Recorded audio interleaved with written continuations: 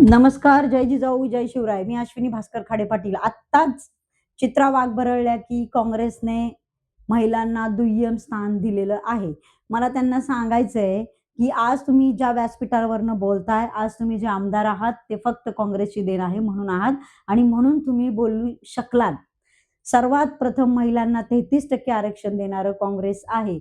महिलांचं राजकीय सबलीकरण केलं ते काँग्रेसने केलं, हे लक्षात ठेवा. मग आता मला तुम्हाला सांगायचंय की तुम्ही इतकं सहजासहजी बोलून गेलात. काँग्रेसनी काय-काय महिलांसाठी केलेलं हे मी सांगायची तुम्हाला गरज नाहीये. तुम्हाला माझ्या खाली स्क्रीनवरतीच कळेल की महिलांसाठी काँग्रेसनी काय-काय केलेलं आहे. हे इतकं बोलणं सोपं आहे चित्राताई वाघ, पण काम करणं फार अवघड आहे. 33% आरक्षणामध्ये आज तुम्ही आमदार झालात आणि आज तुम्हीच बोलताय. कुठे वर तोंड करून बोलताय की काँग्रेसनी काही केलं नाही म्हणून. आत्तापर्यंत इथे आहात ना, ते काँग्रेसमुळे आहात. महिलांचं खच्चीकरण करायचं ठरवलंय म्हणून 1,00,000 शाळा बंद केल्यात. कितीतरी विद्यार्थी महानगरपालिका व जिल्हा परिषदेच्या शाळेपासून वंचित आहेत. शाळा बंद झालेल्या आहेत.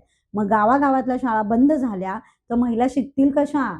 आणि महिला शिकल्या नाही तर मनुस्मृतीच्या आधारावर चालणार कशा?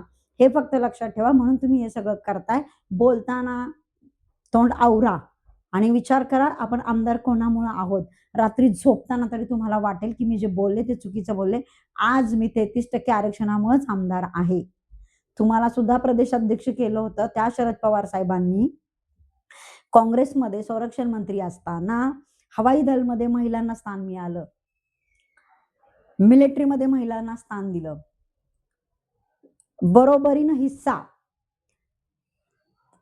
वडिलांच्या प्रॉपर्टीवरती मुलाच्या बरोबरीने मुलीलाही हिस्सा मिळावा म्हणून हा कायदा आणला. संरक्षण बाल हक्क कायदा, महिला संरक्षण बाल हक्क कायदा आणला, महिला संरक्षण कामगार कायदा आणला. मग हे सगळे जे कायदे आणलेत ना ते काँग्रेसने आणलेले आहेत. कितीतरी बदल काँग्रेसने केलेले आहेत महिलांमध्ये आणि मी आज तुमच्या समोर बोलतेय. तुमच्या प्रश्नाला प्रत्युत्तर देऊ शकते ते काँग्रेसमुळेच. आणि आज मी सुद्धा माझ्या भावाच्या लेवलला आहे तेही काँग्रेसमुळेच.